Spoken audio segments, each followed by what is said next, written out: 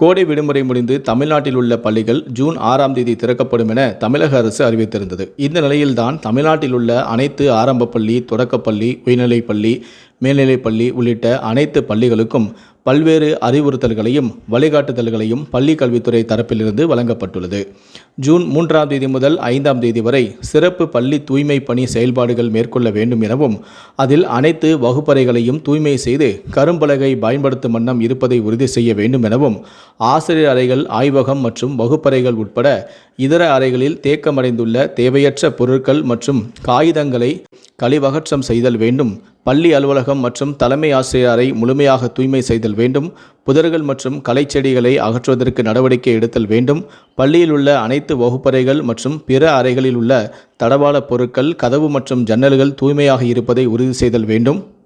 அது மட்டுமின்றி காலை மற்றும் மதிய உணவு திட்டத்திற்கான சமையல் அறை நன்கு சுத்தம் செய்யப்பட்டு பராமரிக்கப்படுவதுடன் சமையல் பாத்திரங்களும் முறையாக கழுவப்பட்டு பயன்படுத்தல் மற்றும் மாணவர்கள் உணவருந்தும் இடமும் தூய்மையாக பராமரிக்கப்பட வேண்டும் எனவும், பள்ளி வளாகத்தில் நீர் தேங்காத வண்ணம் சுற்றுப்புறம் மேடு பள்ளம் இன்றி சமப்படுத்தி நடவடிக்கை எடுத்தல் வேண்டும் எனவும் பணிகளை மேற்கொள்ளுமாறு பள்ளி கல்வித்துறை இயக்குனர் அறிவித்திருக்கிறார்.